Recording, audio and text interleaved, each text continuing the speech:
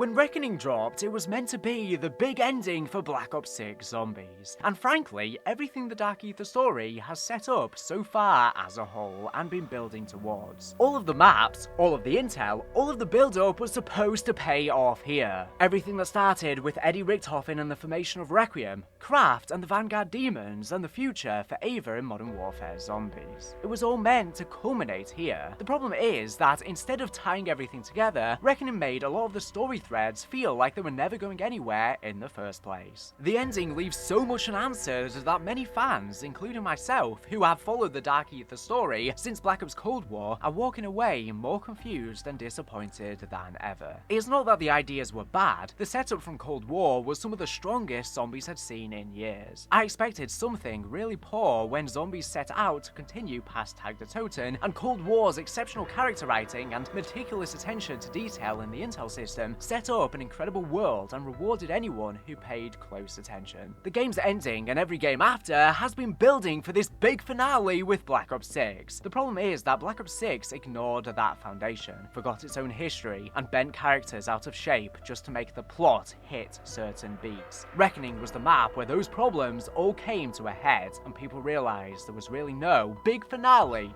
coming. In this video, I want to talk about some of these larger issues people have with the writing, provide a few examples of what I mean, and hopefully offer a bit of constructive feedback for how it can be fixed going forward.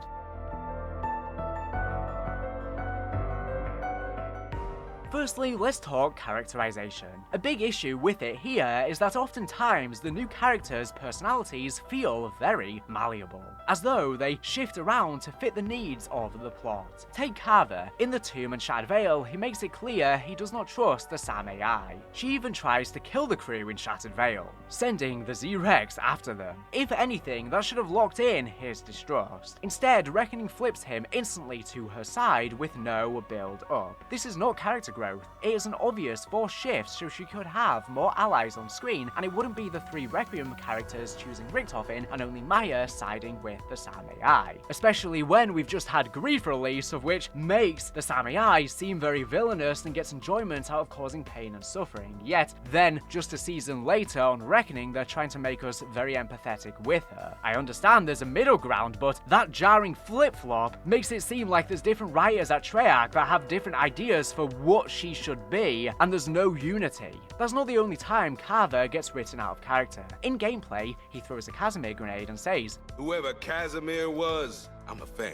This is just a flat law break and makes zero sense when you know Carver was the one obsessed and suspicious of Zykov/the Forsaken in Black Ops Cold War. Fans pointed this out immediately. A lot of people might say this is being very obtuse, but it is not a nitpick to want basic continuity between games, especially when Black Ops Cold War excelled at it, in my opinion. Zombies is a story renowned for its vast and interesting lore, but maintaining that reputation and quality output means looking over stuff like that with a fine-tooth comb. The best Zombies theories have always come from noticing odd small details, and so when these details that don't match up exist and aren't addressed, it makes it obvious to us as fans that there's no longer a reason to care about it. If the people making it have a lack of care and attention to detail, and these little breadcrumbs don't mean anything, then it's useless to give it the attention and time that we have been pouring into it. The mischaracterization also hurts the humor to a major extent. It feels like the team knows how to write jokes, but not how to make the characters genuinely funny. There's a difference. Classic Zombies' humor worked because it came out of the characters' established personalities. The AETHER's original characters were stereotypes, but they were consistent. You could drop Dempsey, Takio, Richtofen, or Nikolai into any situation and predict roughly how they would react. The predictability made the punchlines land harder, because the audience was in on the joke before it even hit, and they'd sometimes give you even more than you expected. In Black Ops 6, a lot of the humor feels disconnected from who the characters are supposed to be. Jokes are just one-liners that could come from anyone, really. Characters morph into whatever they need to be to set up the gag in that moment, even if it doesn't fit how they've been portrayed before. That's why so many of these quips fall flat and feel more like Marvel humor. It's not that the lines themselves are always bad, there are a few ones that I get a laugh out of. It's that they don't feel like they're coming from a specific, believable person. The end result is characters that feel like interchangeable mouths for punchlines instead of consistent personalities you can actually get attached to. too. The game sets up Weaver being significantly disturbed by his time at Terminus in the marketing, for instance, and the Terminus intro, but all this does is serve as fodder for the "at least going batshit in prison doesn't affect my aim" line. Black Ops 6 has done it right in instances though. A great example of character building humour is the Maya line about her lucky green jacket, even though she's clearly in a red jacket. This leaves the obvious punchline hanging for the viewer to get, that she's red-green colorblind. It establishes a character trait that can repeat for more good punchlines down the road as well. Anytime there is something red or green, it's an easy laugh. Peck's treatment in Reckoning might be the worst of all. In Black Ops Cold War, Zykov manipulated him personally. They shared long conversations about across the dark ether barrier. Peck opened up to Zykov thinking he was a friend. Zykov played both sides, but it felt personal,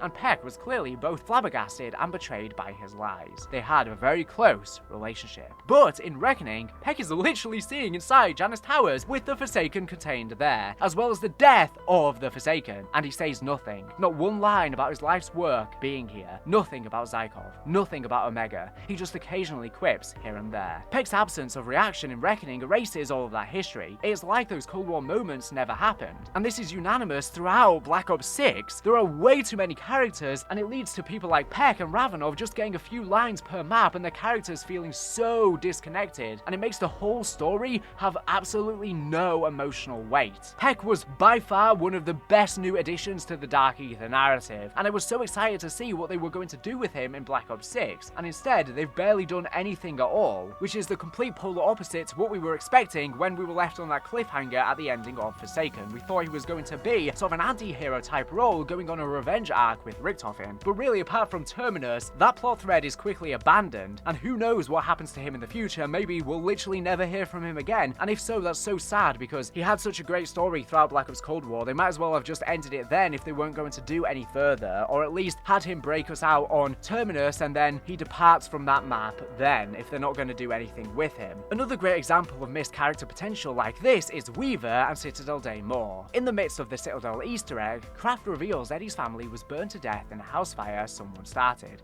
Grief is incomprehensibly powerful. The fire that took Richtofen's family turned him into a monster. After the fire, Richtofen was consumed by darkness. I could not help him.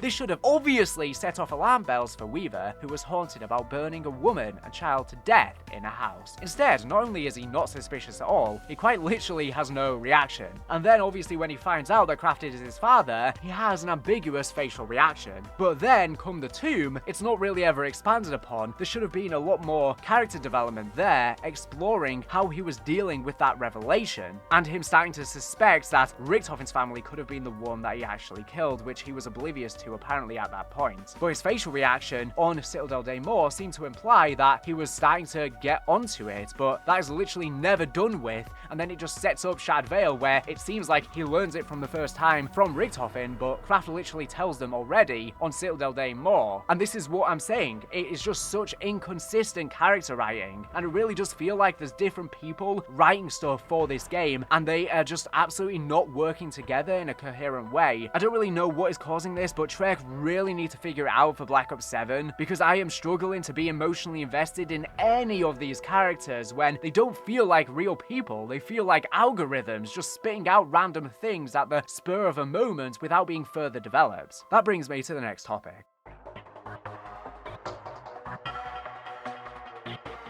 Hanging threads. Loose threads that go nowhere are everywhere as well. A great example, Jaeger and Gorev escape in Forsaken, talking about an American contact, clearly setting them up to be tied to Project Janus. But they never return. I'll play that for you now. So, we have an accord. Provided events transpire as you predict, then yes. I will not let that man catch me with my pants around my ankles. An image I did not need. So, to recap. First, Kravchenko and Peck free Zykov, who in turn points them to the Forsaken's location.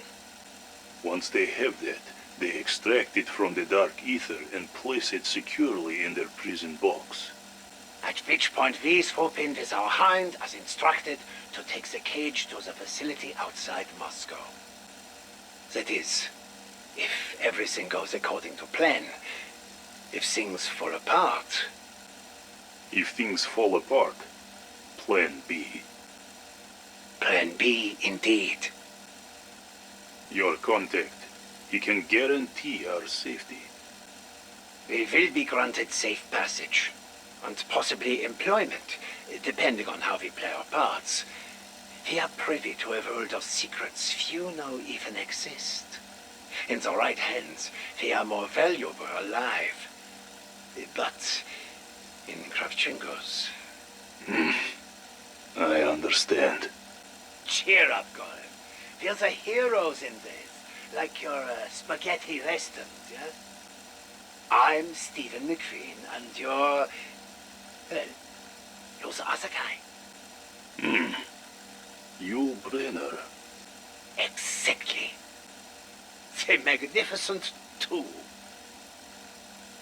Another example are characters like the Bastard Sons and the Owl introduced on Citadel Day More, and they seem to exist purely to just justify map and mechanics and then are never seen again. We made tons of theories on the Bastard Sons and who they might be, and if it was setting up another adjacent Great War, with them being potentially alternate versions of the original characters, and why Archibald never even knew what the Ice Staff was on the tomb. And yet none of that mattered. I would even suspect they never realised Archibald shouldn't know what the Ice Staff was at all. It seemed like an oversight, and most of my theorization was making mountains out of molehills to try and justify this potential poor writing slip. Sometime after this video goes up, I will be uploading a compilation of dropped threads from Black Ops 6 as well as unsatisfying threads that we do have answers for, and I will link it in the description once I do, because honestly there's hundreds at this point, so I don't want to go too in depth here, but it's egregious how many there are. Then there is the assassination reveal. This has been the most compelling mystery in the Dark Aether narrative so far, arguably the driving force of the entire plot. In Black Ops Cold War, the deaths of Samuel and Mary Richtofen were a constant shadow over the story. It was the reason Richtofen took over Requiem, the reason Project Janus existed, and the fuel for the conflict with Samantha, Richtofen, and Weaver. There were endless ways to pay it off. Was Samantha evil now and jealous of Richtofen's normal life and targeted him directly? Had Richtofen been doing something evil prior, potentially tampering with the Dark Aether, especially considering he went under MK Ultra experiments from Kraft? That could have definitely led to him being traumatized and being up to dodgy stuff, especially because it's implied from the Citadel intel that MK Ultra allows Dark Aether contamination with the demons and gods. Why did Sam even know Samuel and promise to keep him safe but seemingly not know Richtofen? Reckoning answers this in full. I'll play that now. Weaver, there's something very important I need to tell you. Kinda busy, Sam. Just listen. It's about the man who recruited Edward Richtofen into the CIA. A man named Kruger. They first met in Vietnam, when Eddie was a fighter pilot. And? Kruger saw something in him, and put him to work in the Directorate of Operations. Kruger's secretary, Mary, would eventually become Eddie's wife. She noticed things about Kruger. Troubling things. He was secretly funneling weaponry to the French syndicate in Avalon, pocketing the funds and covering up their human trafficking operations. She gathered evidence against Kruger, but kept Eddie out of the loop for his own good. What's this got to do with me? Mary sought whistleblower protections. Kruger learned that Maxis was the case officer assigned to secure her and young Samuel at a safe house. Holy shit. Do you mean? Yes. Kruger silenced Mary by arranging the hit you carried out. He lied to you about the target. It was not your fault. You and Nexus were set up, and Kruger made sure his friend, Eddie, blamed you. This whole time? All the shit Richtofen put us and himself through over a fucking lie. I just thought you should know, regardless of whom you decide to help today. This makes Samantha Maxis, Weaver, and Richtofen blameless. It pins everything on Adrian Kruger, a brand new character introduced at the last possible moment who we will likely never see again. Years of setup reduced to just a stranger was responsible for it. It's perhaps the biggest knife in the back, so to speak, for this storyline to me. The way that a random, unmentioned character resolves every one of blame removes any factor of interest, and then we don't even hear if Kruger ever gets stopped after this. It all just feels like Treyarch didn't even want to write this, and they just wanted to tie up the loose thread of why the assassination was carried out, but they didn't have a substantial explanation, and so they rushed it out so that we could jump ship to the original characters returning and get this thread out of the way first. This entire ending carries the feeling that they were just forced to wrap up this Cold War era, lore that they seemingly didn't care enough about at all for them to treat it in this way. Like they had written the original characters coming back, wanted to move on to that, and at the last second realized they'd never explained the assassination stuff, and so just threw something out there to explain it away. And it being this brand new character removes any pleasure from ever having thought about it, analysed the intel, or done any major theorizing. I've literally been theorizing about what sparked this event on the channel for 4 years. 4 years! It's been the driving force of the Dark Aether narrative. So to it be reduced to a random character, removing all autonomy and agency from Samantha Maxis and Weaver, as well as removing all autonomy from Richtofen because he just happened to be in the wrong place at the wrong time, and he wasn't even the target for the assassination, he was targeting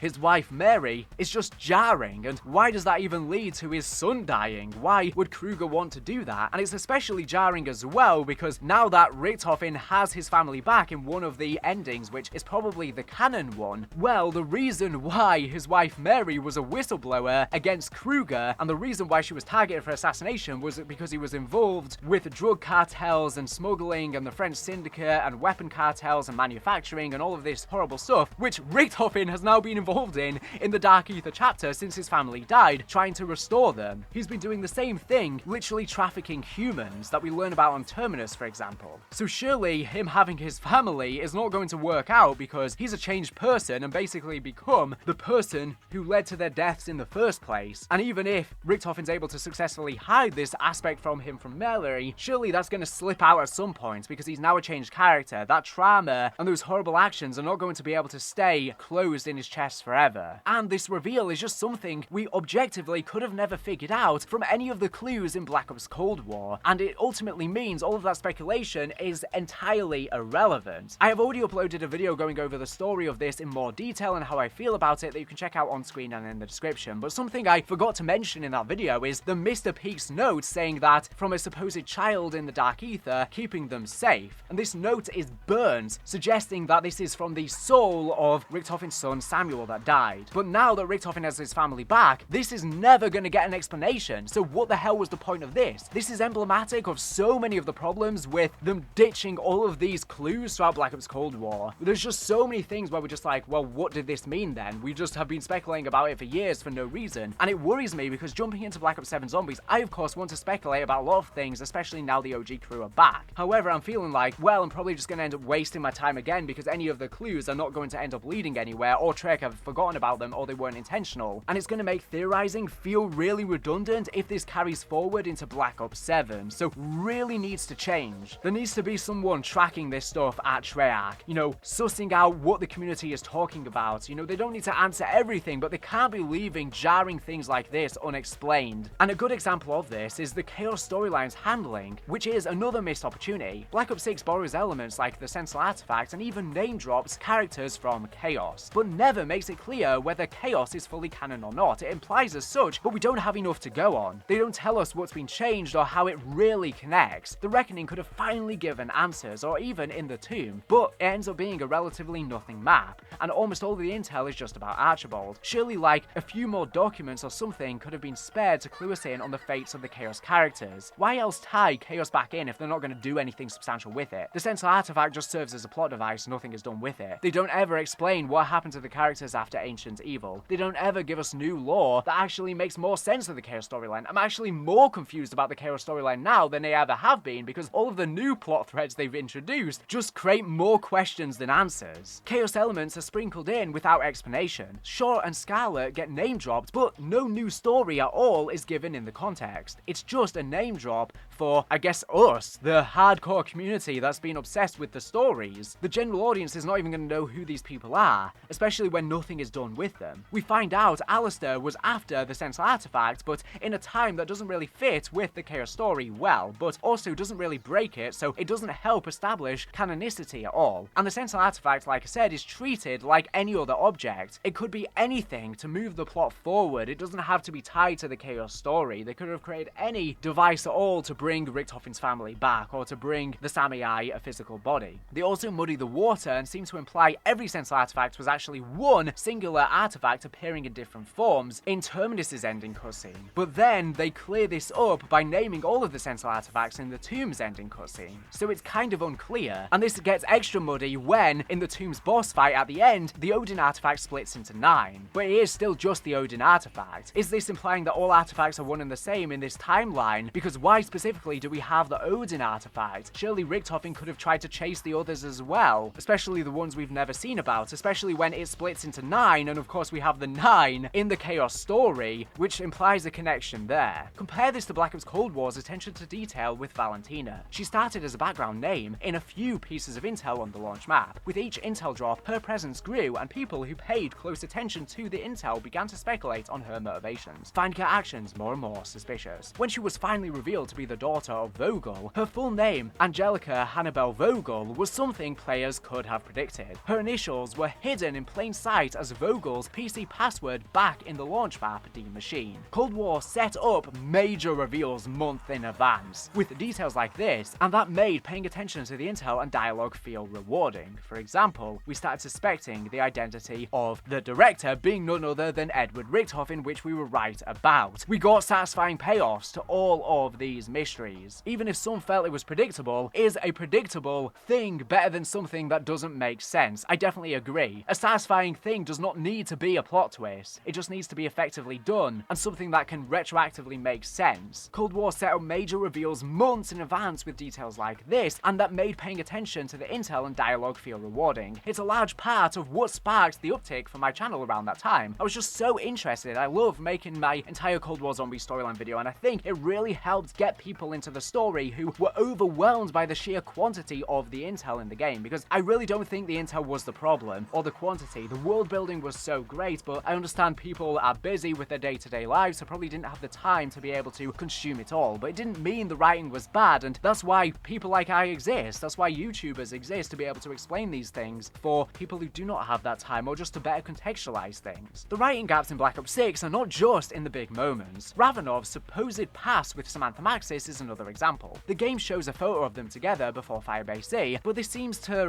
not really fit in with what we knew before. It was heavily implied through the marketing leading up to Firebase C and their quotes and intel that their first meeting was in Vietnam when she went in to infiltrate Omega Outpost 25. Before that, she was in Romania investigating End Station on her own. It seems they had only ever spoken over the phone or computers beforehand. But this photo seems to just ignore that entirely. It's not the biggest plot hole in the world, because technically it's never confirmed they didn't meet before Firebase C, but the way they interact with each other on the map definitely implies as such. And this can be a sign that the current writing team is not combing over past interactions to keep them as consistent as they used to be in Black Ops Cold War. Even Strauss gets overlooked. In Black Ops Cold War, he was fascinated by Craft's journals. In Black Ops 6's Citadel map, the two meet and Strauss does not mention it once. Again, another example of a great character moment that had already been set up just going to waste. Details like this matter. They make the world feel consistent. They make the characters feel alive instead of static. They feel like real humans we can connect with and share emotions with, empathize with,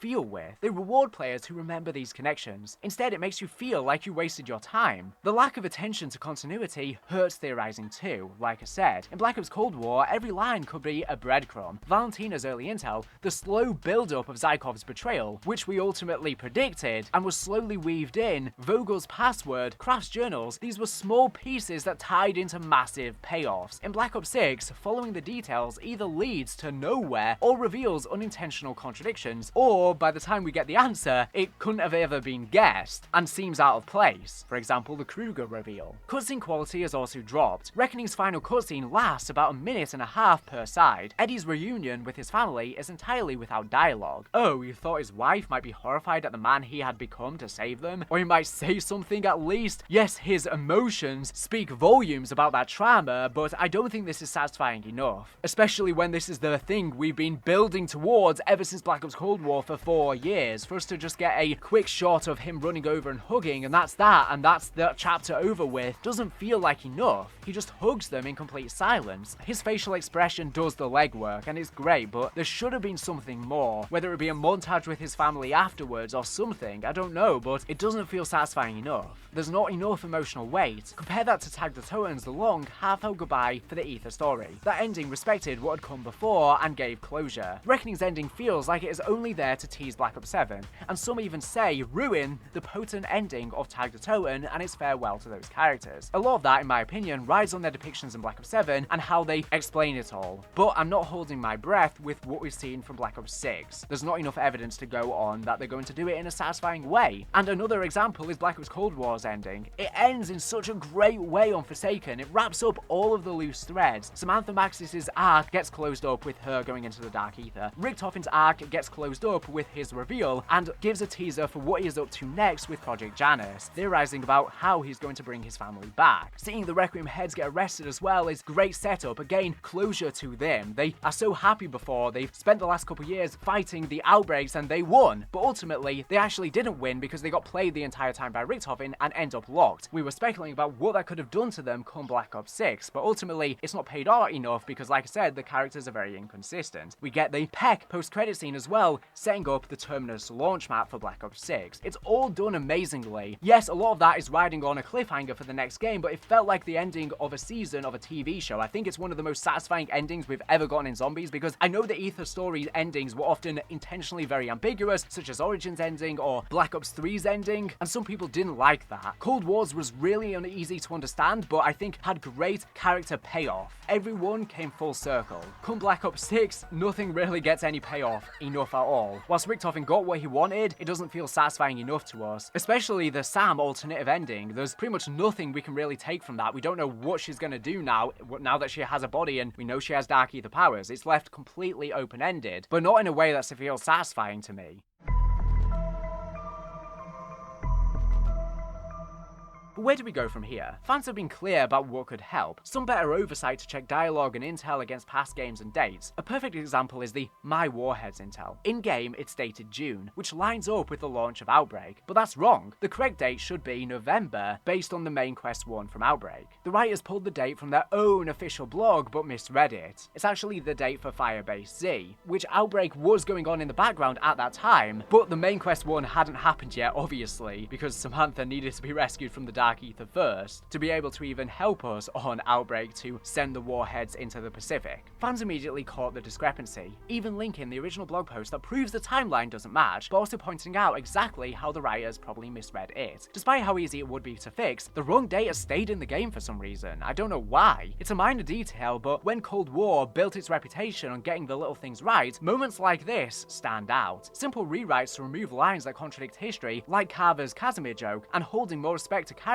is going to be important. Killing the Samantha Maxis off screen, the longest existing legacy character in the story, is insane. I understand some people do not believe that she's actually died, but let's take it at face value. If she actually is, that is crazy. I understand Julie Nathanson quit, and it put them in a bit of a bind, but surely giving the character a more ambiguous fate was the better option, especially with all of the teasing about what happened to Samantha Maxis in Modern Warfare Zombies, saying we failed to save her. Well, we never failed to save her if actually there was never even the possibility of saving her to begin with. That is completely contradictory to what Modern Warfare Zombies was establishing. Reckoning's story problems are not unresolvable going into Black Ops 7. The lore is still there to work with, the characters still have depth from Cold War that can be tapped into, but it will take some level of care that made people love the Dark Aether in the first place. But there are some problems that can never be fixed, at least if the Janus Richtofen, for example, is not really involved in the Black Ops 7 story. Because if this is the conclusion to his story, him getting his family back and living a regular, supposedly happy life at last, or getting a second chance at life, then it's unlikely the plot thread of Kruger is ever going to be resolved. I don't know how that would even tie into the stuff going on with Black Ops 7 and the original characters. It seems jarring. So for Black Ops 7, they really need to have the same level of care that made people love the Dark Aether narrative in the first place, or even the Aether story. If you want a full breakdown of how to fix Black Ops 6 zombies on a larger scale, including how to integrate chaos properly and rebuild these character arcs, I have a video coming up that will be linked on screen and in the description. For now, I feel like we've discussed what a lot of the biggest issues people have right now are. I really don't like making consistently negative content. I've been completely raging on Twitter because a lot of this story that we've been building to has just completely broken apart. 4 years of basically content on my channel has been destroyed in a second. That's how it really feels to me. I've been putting in so much effort into my content and theorizing, and all of my community feels really betrayed by a lot of this. I've been getting so many messages saying they feel so dissatisfied by where the storyline was going, and they really liked how the Dark Aether story was shaping up and how it seemed like it was heading to a bigger and brighter tomorrow in the future, and actually that's had no payoff at all. And that's why I've been so negative, but I try not to really do that on my channel as much. I really enjoy when the story is interesting, and it also means my videos do better as well, and I like being happy recording content. I don't want to be recording content where I'm constantly having to critique the game, but I don't really know what else to do right now for Black Ops 6, so that really needs to change for Black Ops 7, and right now I think the story just has me in a very bad headspace where I don't really look forward to the future of Black Ops 7 at all. But let me know how you feel. I wish I was excited for the original characters returning, because on the surface I'm not entirely opposed to the idea. I'm not even entirely opposed to them changing the tag to toe and ending. They just need to give good emotional weight to the original characters. It's really important they get the banter, the dialogue, consistent character arcs, and everything like that right with them. But I'm very worried that the writing problems of Black Ops 6 are going to persist, especially when we're apparently going to have an 8-player crew with the Requiem crew as well at the same time. That's a lot of characters for them to juggle, and we've seen they've not been able to juggle too many characters well in Black Ops 6, so if that overbloated cast is still a problem in Black Ops 7, I'm very concerned that all of the characters are not going to get enough and consistent dialogue in the game. But I guess only time will tell. We'll see where we are in a year if they have managed to actually create something good and restore a lot of the problems of Black Ops 6. But the problem is, like I said before, even if Black Ops 7 is a good game and even if they get the original characters right, I'm just afraid that a lot of the things that Cold War was building to are already done with, like the assassination of Richtofen's family and how that affected Weaver, and I doubt that plot thread's going to really be continued much into Black Ops 7. It's too late, really. And so, Black Ops Cold War has been permanently undermined and made retroactively way worse, and that is really shameful. And no matter how good Black Ops 7 is, I don't think it's going to fix that problem. The Dark Aether chapters previously now have become redundant, and we're moving on to the next thing. That next thing might be good, but they're not going to be able to fix what has already happened. They might be able to flesh out the Requiem crew more to be more substantial and more loved, but like I said, they're not going to be able to fix answers we've already gotten, such as the Forsaken dying, or what actually happened with the assassination, or if Samantha Maxis is actually dead if they don't retcon it. These things cannot be fixed now, making Cold War feel so much worse in comparison to how we thought when the game was actually out, because we thought it was building to satisfying conclusions because they were so consistent with all of the arcs in that game. But anyways, let me know all of your thoughts down below. Thank you for watching the video. Make sure to subscribe if you're not for latest and greatest Call of Duty news information. So anyways, thank you for watching, and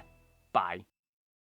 To conclude this video, I want to shout out the fact that I finally decided to make a Patreon and Cameo account, both of which will be linked below if you want to help support the channel. On Patreon, you can sign up for the lowest tier of just $1.50 a month to get exclusive access for my Discord, where we can discuss zombies lore, trivia, or whatever you desire. A place where you lot, my community, can better connect. Your names will also appear at the end of videos thanking you. For $5.50 a month, you get all of that, and I will be doing exclusive monthly Q&As. And for $16.50 a month, you again get all of that, and I will be doing exclusive lore videos, such as unpacking niche parts of the Treyarch documents I've been breaking down on my channel that don't as much suit a main channel video. For the highest tier, only for those with the ability to and who really want to help out the channel, you get special bonuses I've yet to determine and verbal shoutouts at the end of every video. Over on Cameo, I can do funny videos reading lines from zombies, memes like "How do we tell him birthday wishes for friends or family or whatever else you desire, practically anything. Of course, none of this is necessary, just watching and enjoying the videos helps me immensely and I greatly appreciate it. However, I think it's about time I start setting up additional revenue streams because Zombies' popularity is tumultuous and always goes through ups and downs. As I'm sure you've lately seen on the channel, viewership is down a lot. We go through big highs when new games release, but then during these drought periods, I need more income stability so I don't have to worry as much about it and I can focus more on improving the quality of the content. My highest quality videos are not always the ones that best please YouTube algorithms. So instead, this way I can produce my best work knowing I don't have to think as much about how well the content's going to perform.